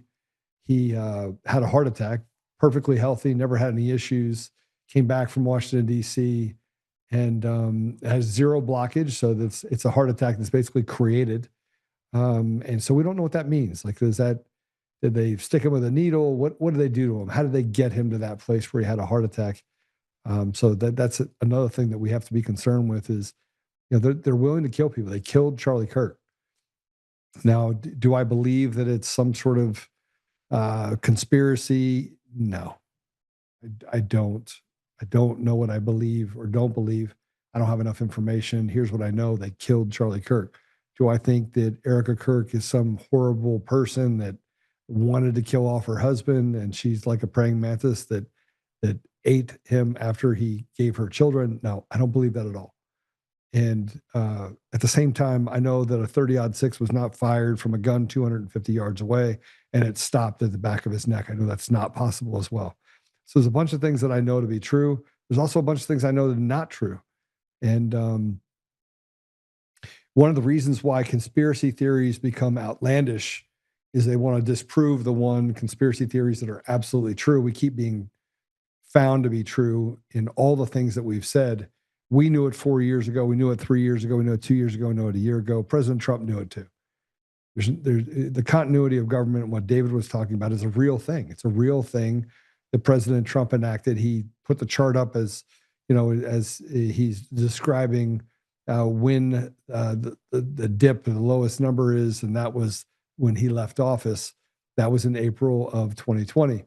If you know anything about 2020, he didn't actually leave office till January of 2021. If you believe that he didn't relinquish it so that they could get to the bottom of this fraud, this coup against the American people. And cleaning up like all the things that we're talking about for the next few days, I'm going to take Friday off too. I'm going to give my team Friday off. I do want to say thank you to my team. I want to say that Damon and Patrick is a wealth of knowledge. And if you haven't had the chance to listen to Patrick, he's just amazing. He's amazing. I know that Damon is behind the scenes, but Patrick has a story to be told all on his own, in the fact that he stood up against this DEI that was happening inside of a school. He was an educator for many, many, many years and gave up the passion that he had for children because he wasn't willing to stomach it and sit in the middle of it. So he took a stand, much like taking a stand if you're in the military for a long period of time. He was a dean of students at a school, and they basically kicked him out because he believed that you couldn't and shouldn't be able to attack someone for being white. Went all the way up through the courts, and the courts basically denied it. So he's still in that lawsuit, still going through it, but has the attention of the DOJ right now. And so a lot of things you're hearing about this anti-white mentality and how they're trying to rid it out of the schools, that was directly caused because Patrick is the one that stood up. Patrick is the one that sacrificed his job. And by the way, he tried to get a job in other educational environments. I believe it was God telling him that, hey, listen, there's a different path for you.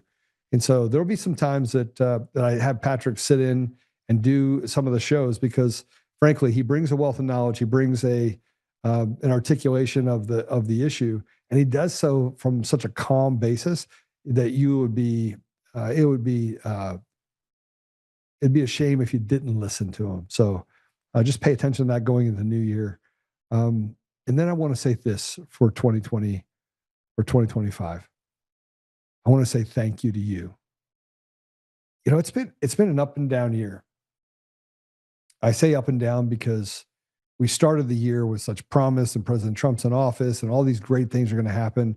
And then we had this emotional roller coaster, much like we felt for the last 4 years. But in the end, I think God is still in that testing phase, like testing us to, do we have what it takes? Do we have the courage? Do we have the stamina? Do we have the tenacity? Do we have the ability to withstand all the punches without feeling sorry for ourselves or feeling like we're losing? And I'll be honest, there's times that I don't feel like I had that courage. I didn't feel like I had the courage. I think I had the patience to withstand all these hits. And as I sit here and listen to David, iron sharpens iron, I get to that place where I then recognize that it'll be okay. And even if it's not okay, it'll still be okay. So 2025 was a trying year, but in the end, we kind of weathered this together. And, then I went off and said, okay, I'm going to do this podcast with Matt Wallace. And I really like him. He's a good young man. He just didn't fit me. And so then we went from, okay, let's have Matt come in, and okay, and I'm going to do it back by myself. And I finally just settled in on, I just have my team, and you supported that. So I just want to say thank you to you. I want to say thank you for supporting us. And then even through the, multiple posts and trying to get through all the censorship in a lot of different areas and the up and downs, this is a 5-year battle for me. Right. And I just won't give up, but it's a lot. It's a lot to take in. You have the media lying about you over and over and over again, building a narrative that's not true. And it's consistently consistent that we know that the radical left is going to operate in such a way that they're going to try and take from me what is not theirs to take. But you stayed with me. So I do want to say I appreciate you. I love you. Merry Christmas. We get to celebrate the birth of Jesus. Not many understand that don't have Jesus, what that means, but I know that you do. So, and then I'll say thank you to my friends that have given me counsel. Some I've taken, some haven't. And I would be remiss if I didn't actually say hello to Gammy for all the work that she's done. Let me just explain to you what Gammy does. We come here, we speak, we talk, we get involved in things. Gammy, she shows up every day, all day. She sends letters to the governor. She gets on radio stations. She constantly inserts herself into the fray, no matter where it is. And she does so with a reckless regard for her own well-being. And even when she was sick, she was really sick. But even when she was sick, she epitomized the example of what we should be as Americans, fighting to the bitter end. And she gave up her family in the middle of that. So, Gammy, I just want to say thank you for what you've done. Because no matter what we say, no matter what I say, no matter what anybody else says, there are, as David said, there are saints. I don't call myself a saint. I certainly don't see myself that way. But I see myself as a person that serves my brothers. I am my brother's keeper. If you want to see the other people, you can look no further than someone like David Clements or Mark Cook or Sean Smith or Ash Epp. I mean, I go down to CanCon, Alpha Warrior. I can just keep going down the line of people. And Mike Lindell, as much as I'm mad at him for certain things, I still recognize that, he fought to the end too. And did he give up what was not his to give up and having to belong to other people? Yeah. And is he going to have to pay it back? Yes, he is. But you have to also recognize that in his selfish desire to serve himself, he still served. President Trump served, and other people served. And many of you, Chris gave up she gave up her job, filed a lawsuit, knowing that the lawsuit was going to end badly. I mean, do you have any stories I can tell right now of people that have fought through this? It's a lot. Some did it for glory. Some did it for the glory of God. Some did it for selflessness, just because they didn't like to see other people in pain. It doesn't really matter to me what the reason is. What matters to me is that those are the people that I consider friends. Those are the people that I consider just amazing, because you were willing to give it up, even if maybe I didn't agree with the reason why. You still were willing to stand. You still were willing to speak. You still were willing to act. And so with that said, I thank you. I thank you all. You guys are amazing. And if you I don't know what Gammy's doing for Christmas. I know that her family's not talking to her. So I'm just going to put it out there for you guys that she's in Colorado Springs. Yeah, somebody better pick her up and make sure that she actually has a beautiful Christmas dinner. I am in Texas, but somebody should make sure that she gets taken care of. So, I'm proud of all of you. Let's pray it out, right? Let's pray it out. Father God, wow, we are so grateful. We are grateful for David. I'm grateful for this time we have together. I'm grateful for our team. I'm grateful for the times that they can hear me when I just rant on and I expect perfection and hate it when things go wrong. Grateful for the experiences that I've had in 2025. And Father, I'm grateful for this journey. I'm grateful for our families. I'm grateful for our friendships. I'm grateful for our ability for you to see us as a small part of this plan that you have of restoration. Keep coming back to that word restoration, Father. And I know that some of us need to be restored, whether it be emotionally, physically, financially. And yet, as I sit here, David said something that just hit home. And that is, it's going to happen. Everything's fine. We will win. I don't know if winning's the right word for it, but victorious, being victorious in in you, Father. Being able to fix the things that are going on in our communities and heal our children, stop the grooming and indoctrination that happens, bring and meld people back together, get rid of the mainstream media that frankly is rotted to the core, and be able to expose the people that are responsible for all of this institutional rot that we face as a country and around the world. I don't know what that takes, Father. I can't even begin to even fathom how you would get to the bottom of this almost bottomless pit. But I do know, Father, that it will happen. And so we lean into you. We thank you. And as we celebrate the birth of your son, Jesus, we do so in amazing awe of what's happened over the last 2,000 or so years. And just the amazing accomplishments that we've seen happen both in this country and around the world. For the peace that's been forged, and even for the outcomes of things such as the civil war that we had in this country so long ago. We haven't learned at some point, and we haven't not learned. We've studied history. But we do know, Father, that everything comes through you. So as we restore you to the very ethos and the value of our lives as we carry on in our children's lives, we just ask you, Father, to bless us in such a way that we can honor you, honor each other, and get back to the thing that matters most, which is our salvation. We ask these things, Father, humbly in Jesus' name. Amen. All right. I thank all of you. Yeah, it's going to be great.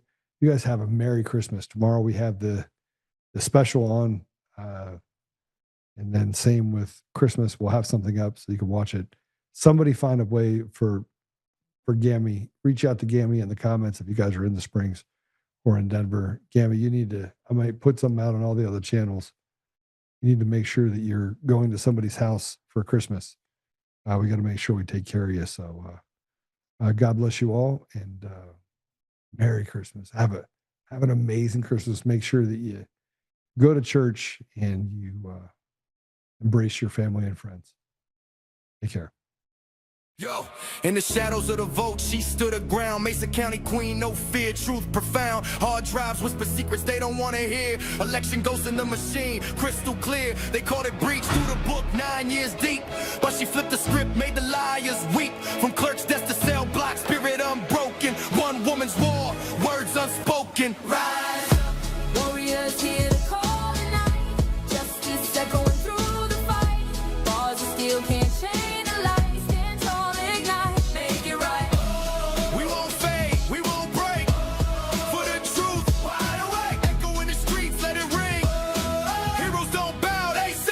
Federal doors slam shut, appeal on ice. State games rigged, paying the price. Threats in the dark, knives in the yard. 3 times they struck, left her scarred. But Trump's voice booms, let her walk free.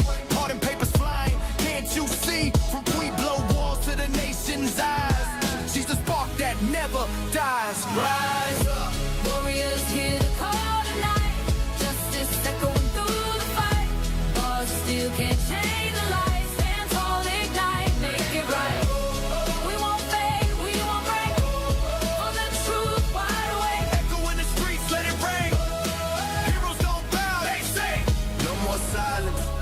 Change. Voices unite, break the pains from the heartland to the hall of power.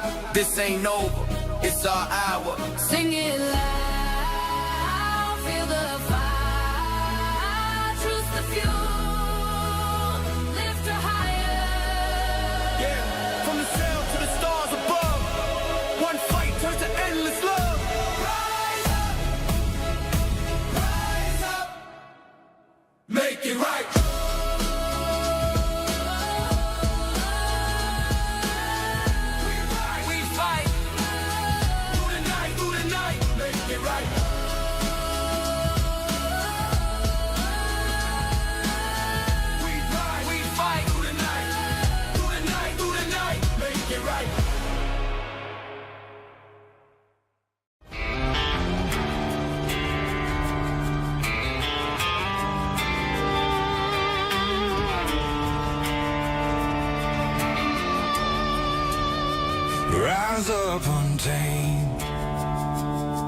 In the heart of the fire where the wild ones roam, Joe Oltmann's calling, bringing truth back home. From conservative daily to this untamed fire, we shatter the silence, lifting spirits higher. No chains can hold us, no lies can prevail. Authentic and fearless on this rugged trail.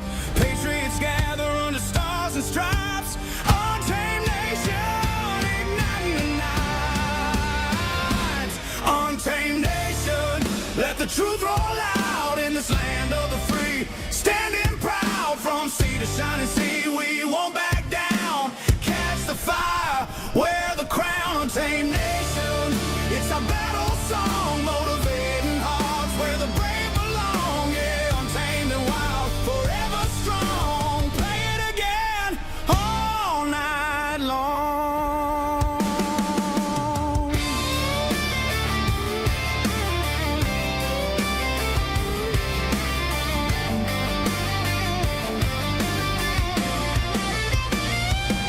Break the mold, chase the real. No more games, time to heal. Joe's voice leads the untamed crew. Truth matters through and through. Untamed nation, let the truth roll out in this land of the free. Standing proud from sea to shining sea, we won't back down. Catch the fire, wear the crown. Tame nation, it's our battle song, motivating hearts where the brave belong. Yeah, untamed and wild, forever